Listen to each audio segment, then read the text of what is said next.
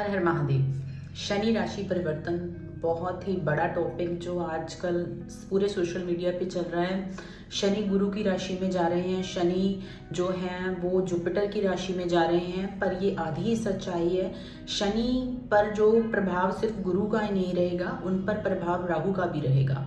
क्यों रहेगा? क्योंकि देखिए, जो अब कालपुरुष की कुंडली के अकॉर्डिंग अगर हम देखें तो जो 12वीं राशि है, यानी कि अगर हम 12 हाउसेस को गिने, 12वां जो हाउस होता है कुंडली में, तो वो उस पर जो पक्का घर होता है वो तो जुपिटर का होता है, यानी गुरु का होता है।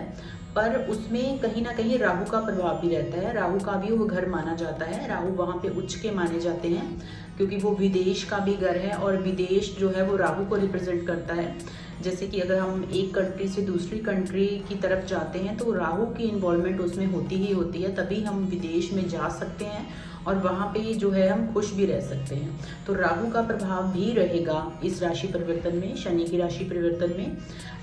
देखिए, जो 12वीं राशि है वो एक खुला आसमान है। अब ऐसा कोई व्यक्ति जो सिर्फ वहाँ पे उसकी अपनी कोई एनर्जी नहीं है, सिर्फ गुरु की एनर्जी है, गुरु की एनर्जी यानी स्पेस एनर्जी गुरु की होती है, और खुला आसमान है और वहाँ पे कुछ नज़र नहीं आ रहा। जब तक शनि 11वीं राशि में थे, अपनी मूल त्रिकोण राशि में थे, तो उनका अपना भी वहाँ पे एक तरह का इफेक्ट था। इसीलिए आपने देखा होगा कि बहुत पिछले 2.5 साल में बहुत सारे जो हैं मतलब रिप्रेजेंट किए हैं, एस्ट्रोलॉजर आए हैं, और बहुत सारे ऐसे स्पिरिचुअलिटी भी आई है, क्योंकि शनि जो है वो योगी माने जाते हैं। पर अब जो है वो थोड़ा चेंज हो जाएगा। जैसे कि आसमान में आप देखेंगे कि जो गुरु है, स्पेस है, उसके साथ साथ राहु भी हैं, तो आसमान में भी जैसे कई एनर्जीज होती हैं, आसमान के साथ साथ एनर्जीज भी कहीं होती हैं। तो ऐसे जो हमारी बुद्धि पर इसका क्या असर होगा कि हमारी बुद्धि जो है स्पिरिचुअल तो होगी होगी, पर साथ में कंफ्यूजन बहुत आएंगी। जैसे कोई भी अगर हम स्पिरिचुअलिटी को लेकर भी देखी जाए तो स्पिरिचुअलिटी में भी हमें कंफ्यूजन रहेगी। कभी हमारा जो माइंड है कभी किसी तरफ जाएगा, कभी किसी तरफ जाएगा। उपाय भी बहुत जैसे होंगे एस्ट्रोलॉजी वाइज, तो हम कभी कोई उपाय करने का सोचेंगे, कभी किस गॉड की तरफ हमारा ध्यान जाएगा। तो ऐसी चीज़ें भी हो सकती हैं। इसीलिए हमको एस्ट्रोलॉजी में हर चीज़ को बैलेंस करने के लिए बताया गया होता है। तो अभी ये राशि परिवर्तन होगा तो इस चीज़ को भी हमें बैलेंस करना पड़ेगा। राशि वाइज मैं आपको बताऊंगी, और उसी के साथ आपको जो रेमेडीज बताऊंगी, तो अगर वो करेंगे तो आपको 1000% उसका रिजल्ट मिलेगा। सबसे पहले बात कर लेते हैं हम मेष राशि की। मेष राशि के जो 12वें हाउस में जा रहा है, वैसे भी काल पुरुष की कुंडली होती है मेष राशि की।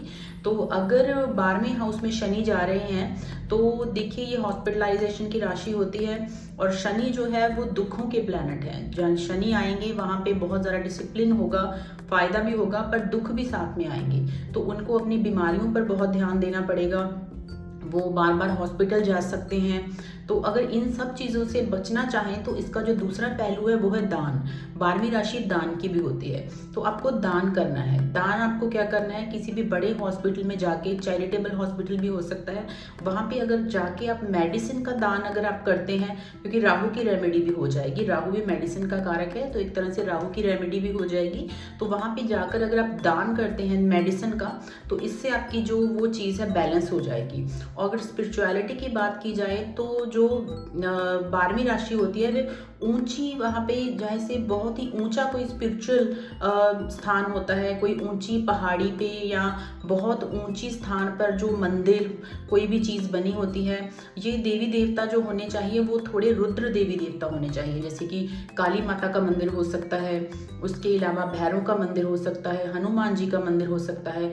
अगर पूरे 2.5 साल में अगर आप साल में 2 बार इस चीज़ का दर्शन करके आते हैं, 2 बार नहीं जा सकते तो 1 बार तो दर्शन ज़रूर करके आइए।